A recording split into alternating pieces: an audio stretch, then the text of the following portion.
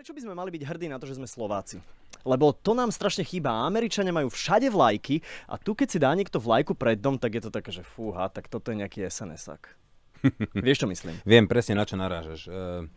Tí Američania to majú nejak v sebe a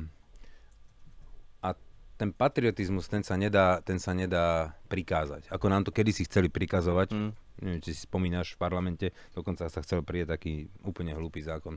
Ja si myslím, že treba naozaj zmeniť tento systém, ktorý tu funguje už 20 rokov.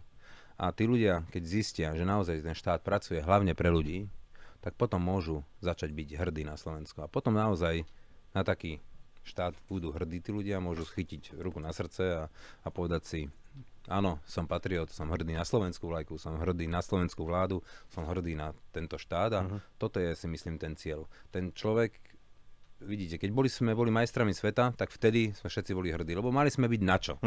Tak ja by som bol rád, keby politici túto hrdosť tým ľuďom mohli vrátiť, aby tí ľudia mohli byť hrdí aj na nich. Budeme ešte majstrami sveta v hokeji?